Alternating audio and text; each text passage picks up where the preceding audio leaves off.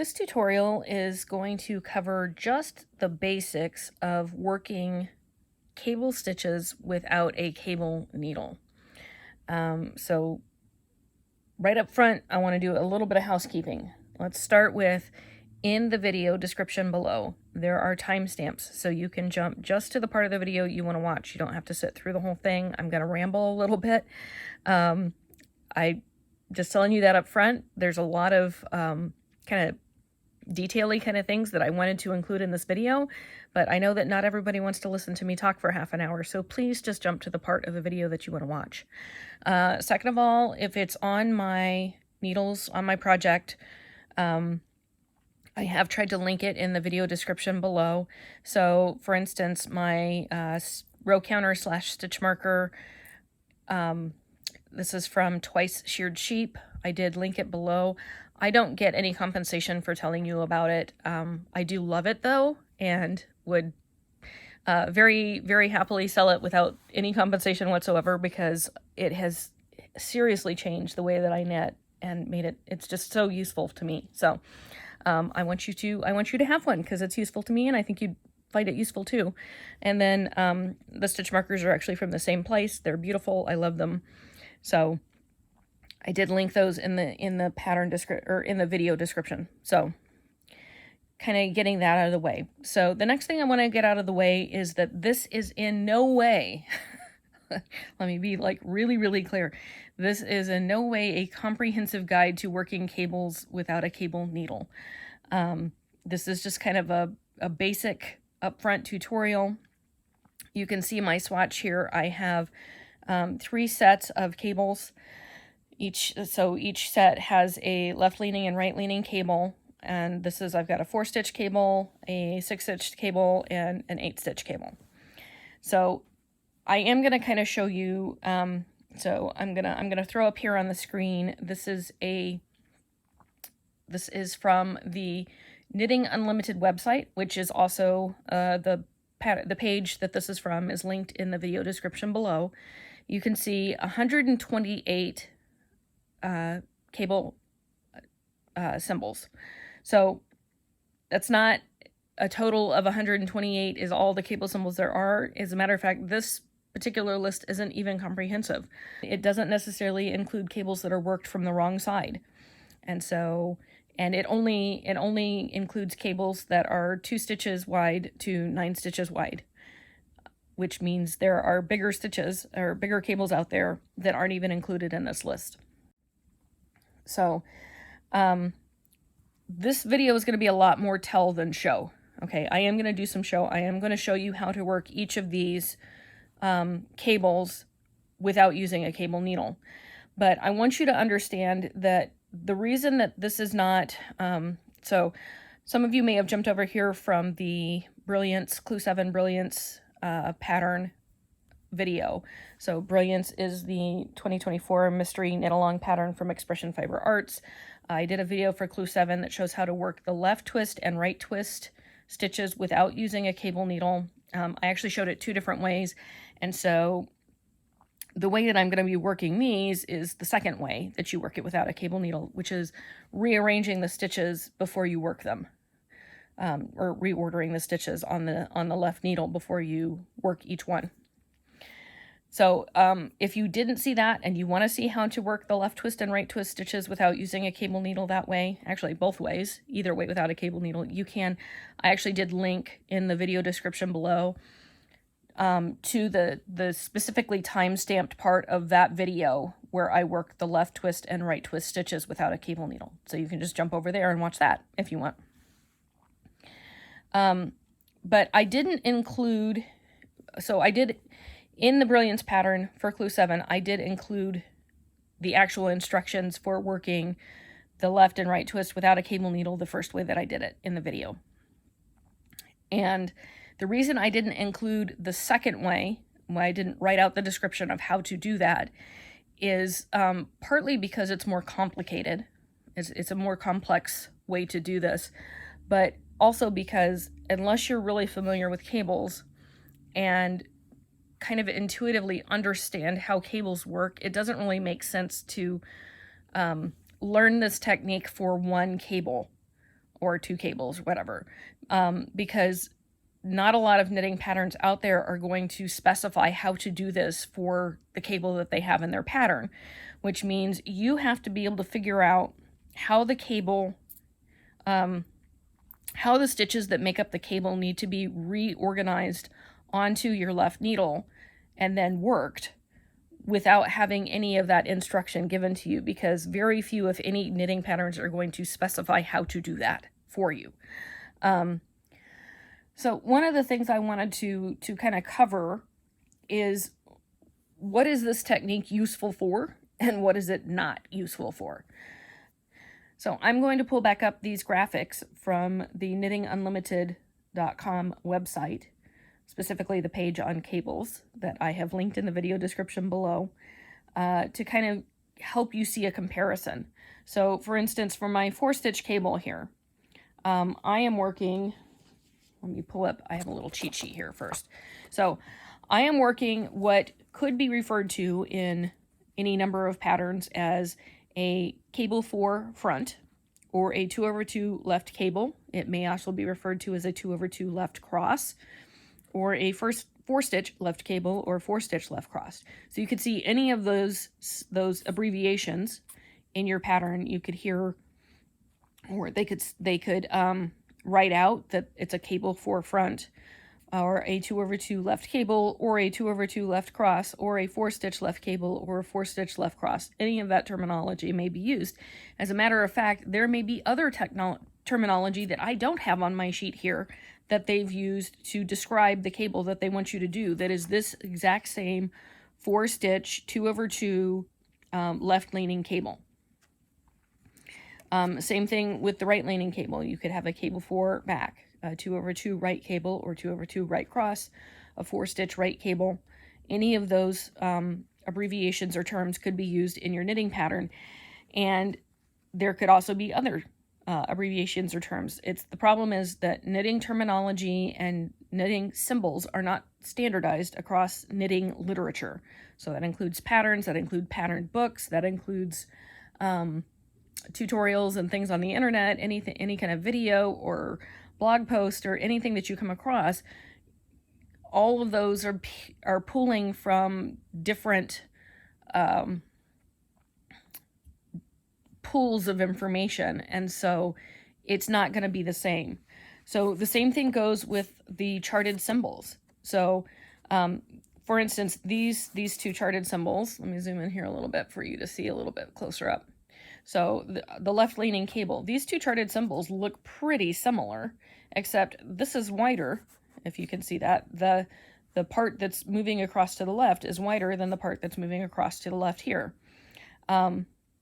And then you have this 3rd symbol down here, and again, these are by no means comprehensive. If I put all of the symbols that I came across to do a 4-stitch left-leaning cable where you're moving 2 stitches across 2 stitches, they would fill up much more than just my 4x6 index card here.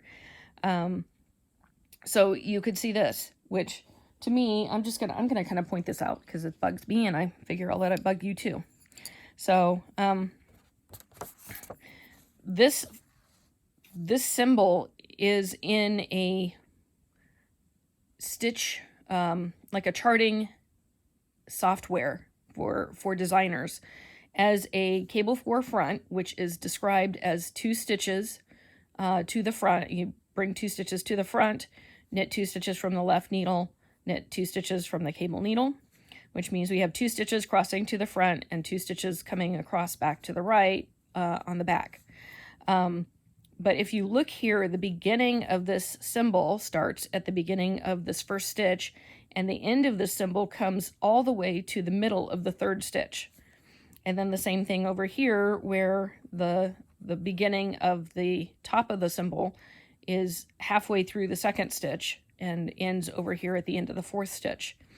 And so if you didn't have the description to help you know that this is only 2 stitches moving across 2 stitches, it would be very hard to determine whether this is 2/2 or 3/1.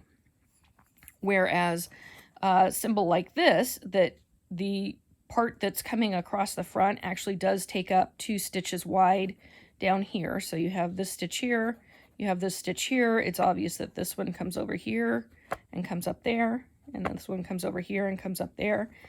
And then behind that, you have the 2 stitches on the back that are going to come across the back from the left to the right that are coming this way. And so the symbol actually takes up the amount of space that the stitches take up in your work.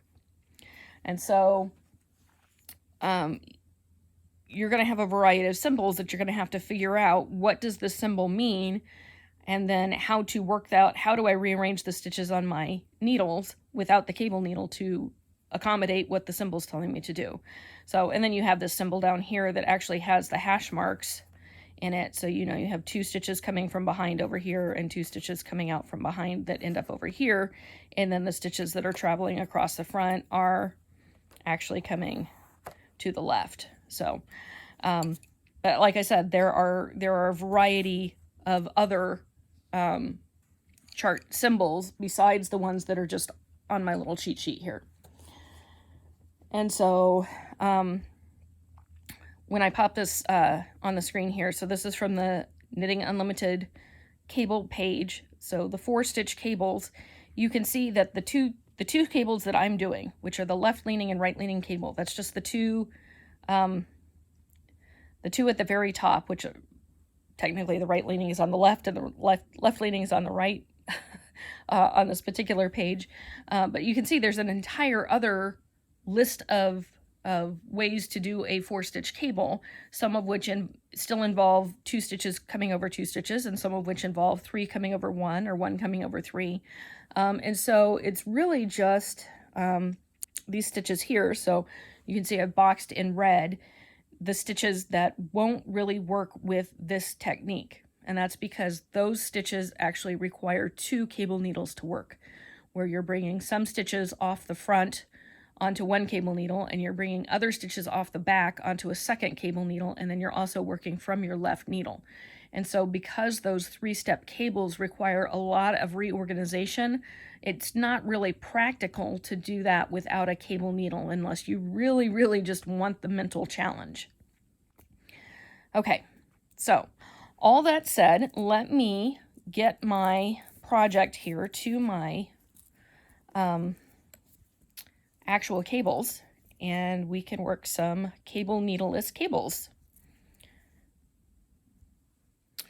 Okay, so I'm going to zoom in a little bit here. I'm going to do my best to stay in frame as usual, and I'm going to apologize right now. If my camera is bouncing around for you a little bit, I'm really sorry. My camera mount has decided it wants to be a little shaky these days, so I really need to get a new one, but I'm going to do my best to keep everything still. I've mounted my camera mount on something that's completely unrelated to what I'm doing in the hopes that any of my movement will not translate.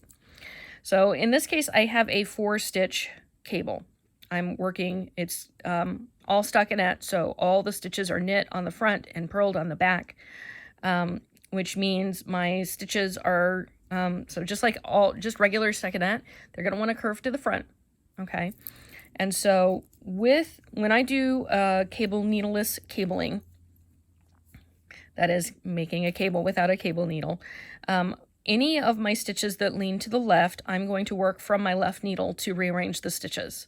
When I get to the right leaning stitches, I always put them on my right needle to rearrange the stitches, and I'll explain why when I get to that right leaning cable.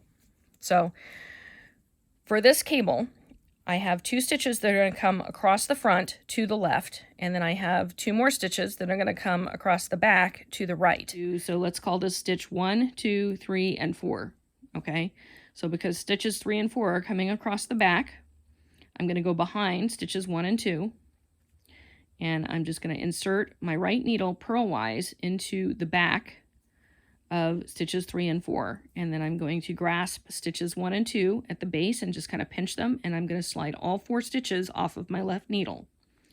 Then I'm going to bring my left needle across the front and into, purlwise, go back into stitch 2 and stitch 1, and then I'm going to bring the stitches that I have on my right needle around, so kind of come behind, and then I'm going to put them on the tip of my left needle, And as I'm doing this, I want to make sure, so you're going to hear me say this a lot, you want to make sure that you're going through the center of the stitch each time. So the tighter your cables get, so the bigger your stitches, or the bigger your cable is, the tighter it's going to be.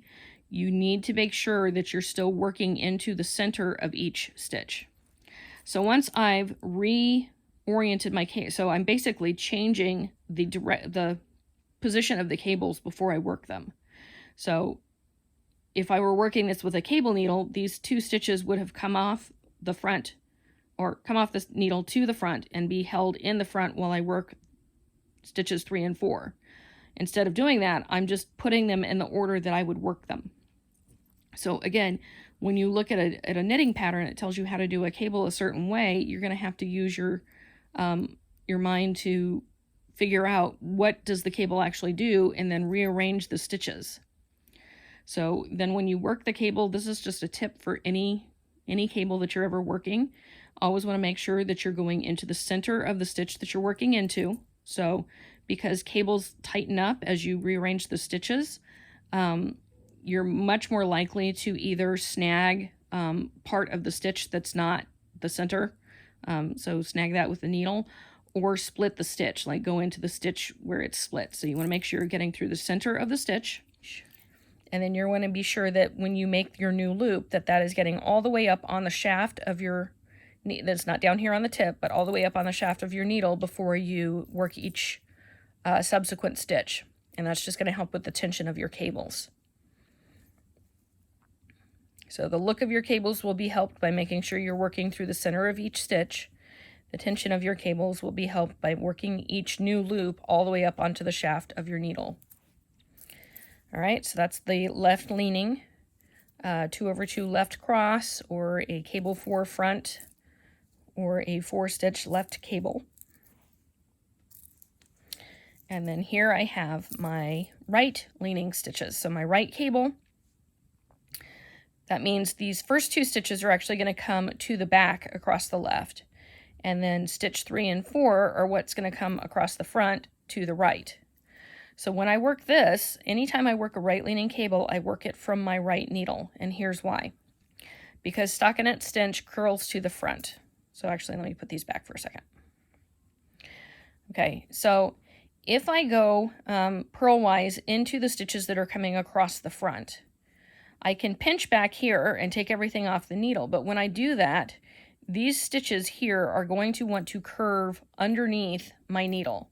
And so as I try to come around and pick them up, they're going to want to disappear. So just as I move my project, they're going to want to come under my needle. And so getting the tip of my needle into those stitches is going to be more difficult, simply because they want to curve to the front.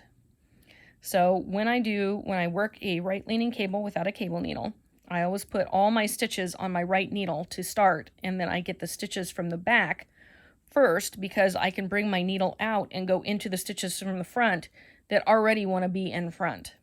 So I will come across the back of stitches 3 and 4, behind those with my left needle, and go purlwise into the back of stitch 2 and stitch 1 with my left needle, and then pinch everything, pull my right needle out, and then you can see my 2 stitches that I need to pick up are already in front. So I'll just bring my right needle across the front of those 2 stitches that I have on my left needle, and then go purlwise into stitch 3 and 4, and bring those around, put them on the tip of my left needle, and then again I can just work everything in the order that I already have placed it, which is the order of that cable. So this would work equally for a stitch where you have to knit 2 and purl 2. You can still reorder the stitches. You're just changing what you're doing with the stitches that need to be purled instead of knitting them. So now I have a 6-stitch left leaning cable, which means the first 3 stitches need to come across the front to the left, and the last 3 stitches need to come across the back to the right. So for a left leaning cable, I'm going to go purlwise into the back of stitch 4, 5, and 6. And hopefully I'm only going to get those stitches and not anything else. And then I'm going to pinch the group that's up here at the front that I'm pulling my needle out. So I'm going to pull my needle out of all 6 stitches. And then I'm going to bring my left needle across the front and go purlwise back into stitch 3, 2, and 1. Bring stitches 4, 5, and 6 that are on my right needle around and put them back on my left needle. And then again, just work them in the order that I've placed them. So I'm just reordering the stitches before I work them. And then always working into the center of each stitch and working the new loop all the way up onto the shaft of my needle each time. When I get through working all of these cables, I will show you one more trick to getting your cable tension nice and even, but it happens on the back of the work, so I'll have to finish all these cables first. And you can see I just have a little 2-stitch purl ridge between each set of cables. All right, so this is my 6-stitch right-leaning cable.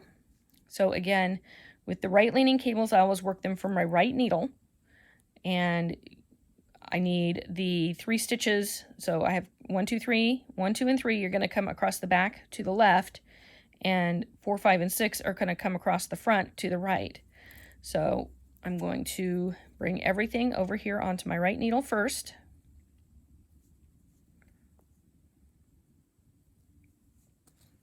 I'm sorry if I'm floating out of the frame a little bit here.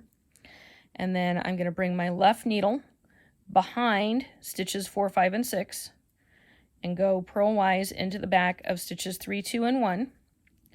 Pinch at the base, pull my right needle out, and then come purlwise into stitches 4, 5, and 6 from the front. So coming across the front of those 3 stitches that are going to travel across the back. And then I'm going to bring the stitches on my right needle around and put them on the tip of my left needle.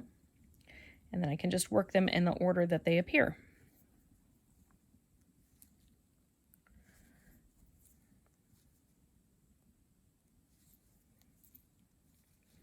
Making sure to go into the center of each loop when I make the stitch, and then bring each new loop all the way up on the shaft of my right needle. So that is the 6-stitch right-leaning cable. So I did want to show you, since I took the time to make it, my 6-stitch cable cheat sheet. So as I said, remember how I said there's other ways to chart stitches, so here's a new way to chart a stitch. This also exists.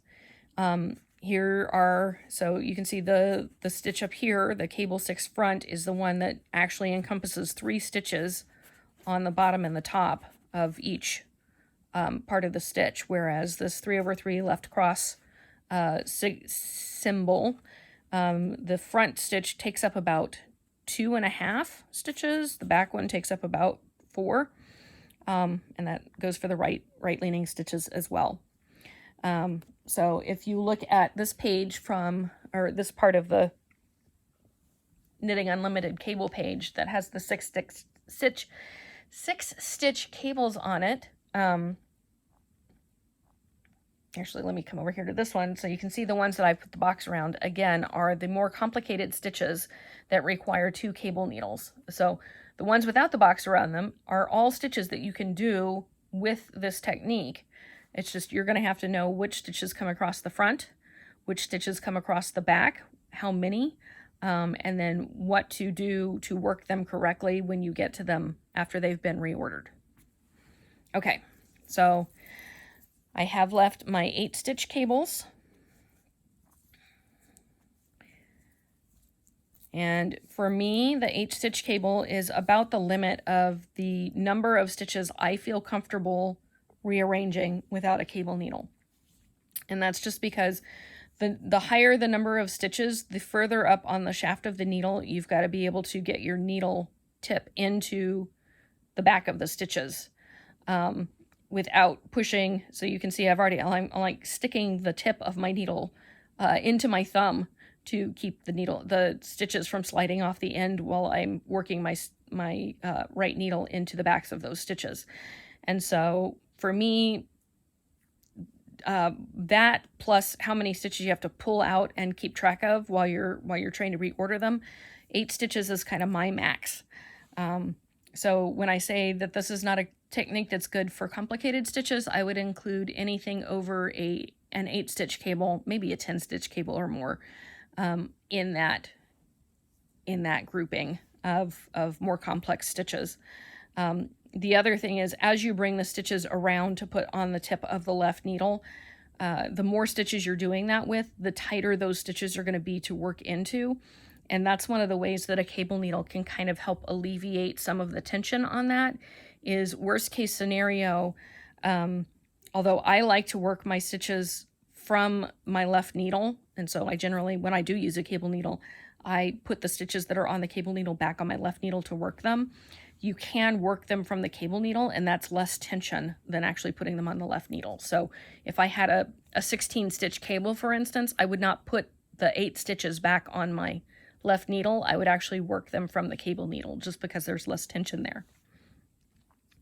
Okay, so my 8-stitch left-leaning cable, one of the things I wanted to show you here is, not that it really matters, but the first 2 times I worked this cable, I worked them more frequently than I'm working them now. So there's going to be a bigger gap between the cable cross now that I'm doing the cable than there is down here.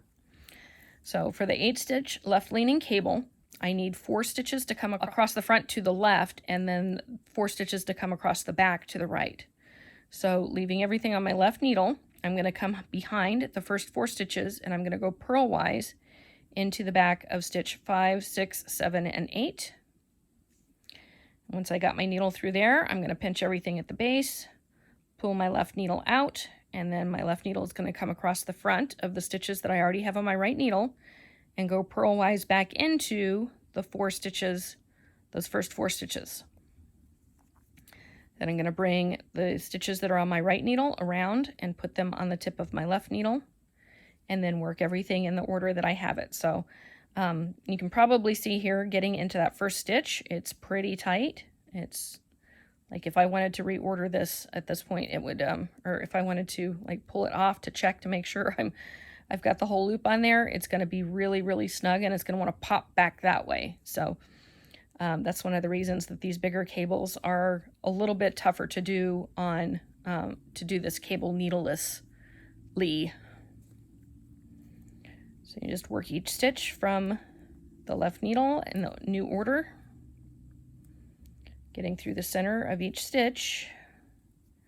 And that one I did not, so I'm going to bring that around and replace it on my left needle.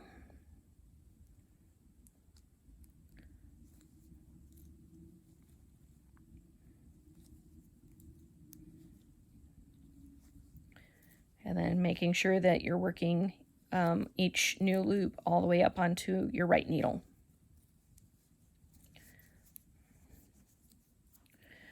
And then finally I have my 8-stitch right-leaning cable.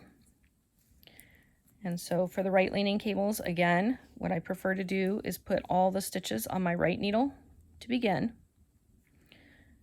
so that I can pick up the stitches that are on the front from the front first. Well, no, second. So the stitches that are going to come off the needle and hang out that I've just got pinched at the base, those are the ones I want to be able to pick up across the front. So I'm going to bring the tip of my left needle purlwise into the back of stitch 4, 3, 2, and 1.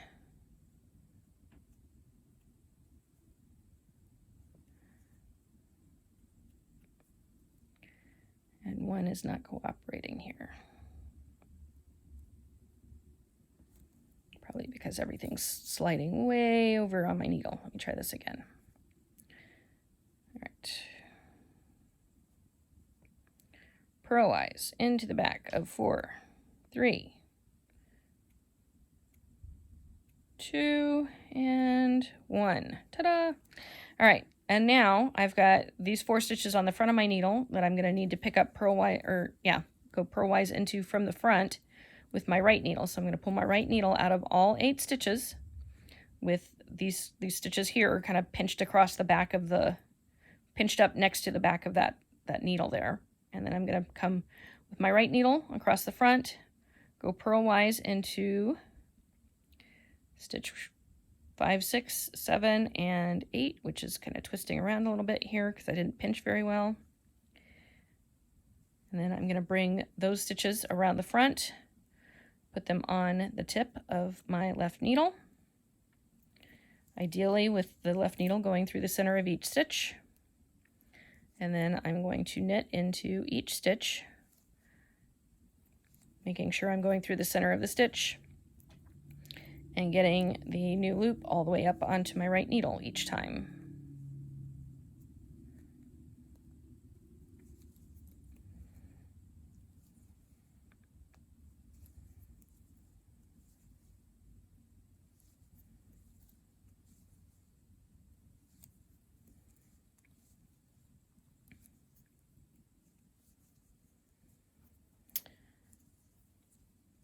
Finish out my swatch so you can kind of see everything at a good distance.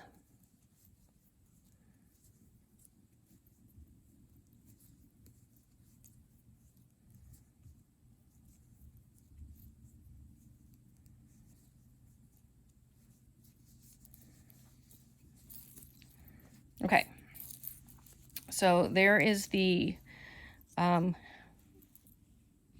entirety of the cable needleless cables. The 4-stitch cables, the 6-stitch cables, and then here I have my 8-stitch cables. So there was one tip that I wanted to pass along, and this is more just about working cables in general, and it only really applies to working cables flat. So if you're working cables in the round, this doesn't work as well. But one of the things that happens when you make a cable is, as you're stretching the stitches out, you're going to end up with a pretty big, almost like a ladder to the far side of the left side of the cable. And that's just because the tension on the stitches is going to be very tight at the right side and looser on the left side. So I wanted to show you what I do to help even my cable stitches out, and I found that this just, like, it makes for a nicer looking cable before you even block it. But it also helps the cables to block out really nicely once you're all finished. Oops. So let me get over here to the back of my work, and I will show you how I do that.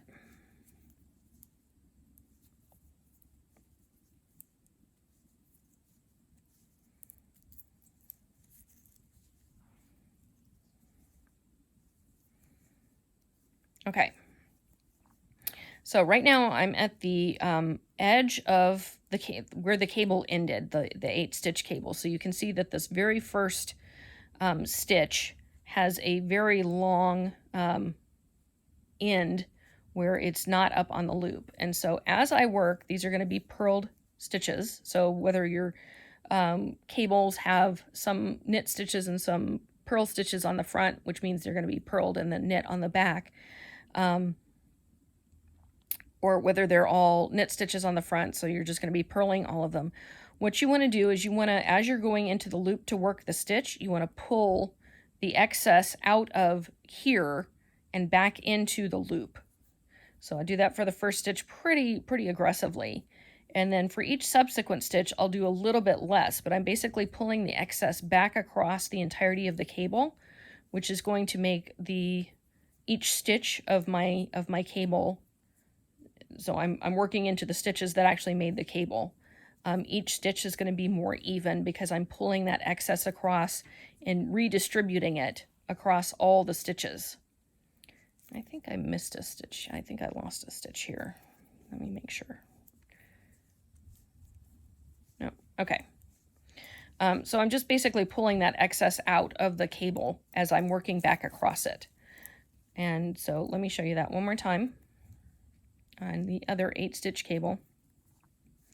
So again, there's going to be a lot of excess in this right here, the part that's coming from that last loop. And so as I work into that, I'm going to pull that kind of taut against my needle, and it's going to end up being a large loop, but that's going to allow me to pull the excess from that into the next stitch, and then most of the excess from that into the next stitch, and then so I'm not pulling all of the excess, just a little bit less each time into each stitch as I work it. And it's just kind of the same motion each time. You're just kind of pulling up as you go to work into the stitch. So that's going to help even out your cables on the front side of the work. which if you don't do that, what you're going to end up with is very small stitches getting bigger and bigger and bigger until you have almost a ladder in between the last cable stitch and whatever comes after that. So I hope that was helpful. I feel like it was a little bit all over the place because I really can't, obviously I can't demonstrate all 128 stitches, which are not even all of the stitches that you can do with not even all the stitches that you can do between a 2-stitch cable or a 4-stitch cable.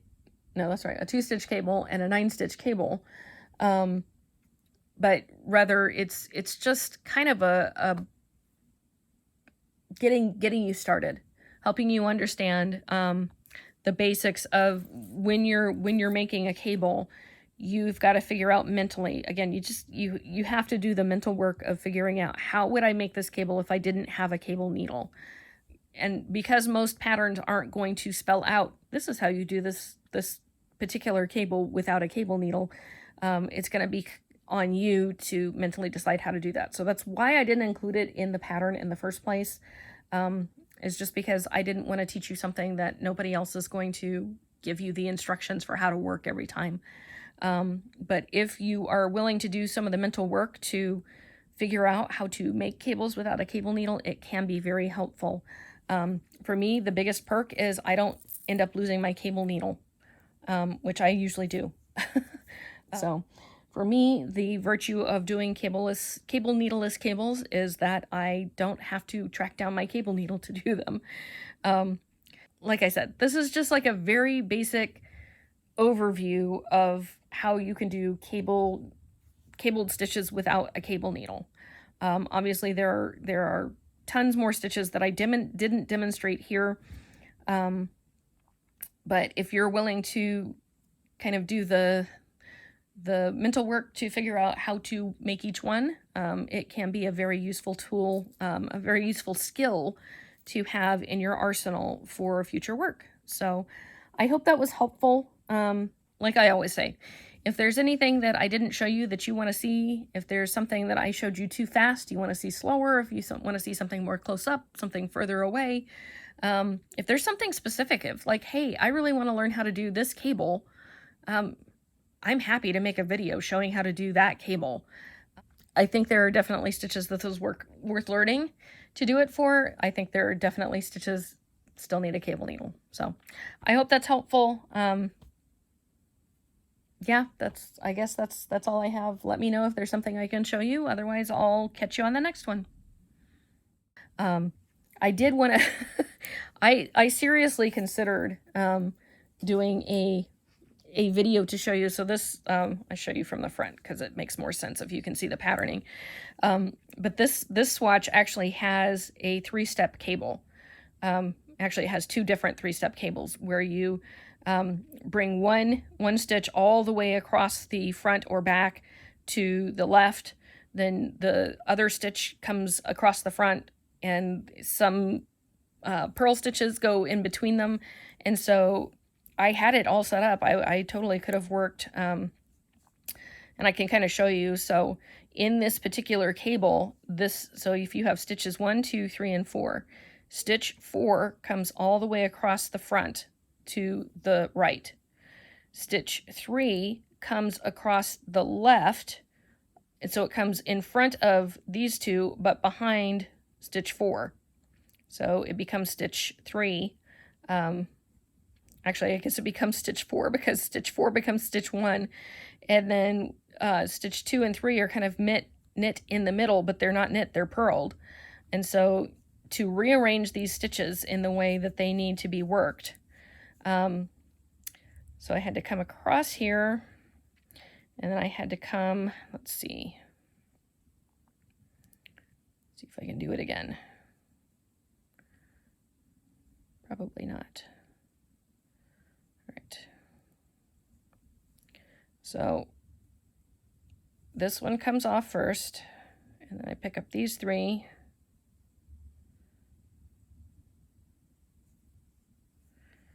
Bring this one over here. Oh, that's right.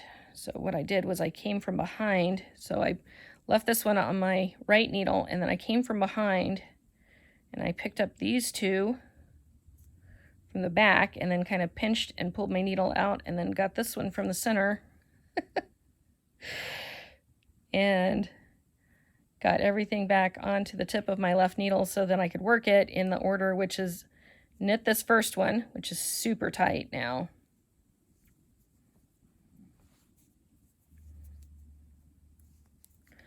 Purl the next two. And then knit the last one to make that stitch, which on the front of the work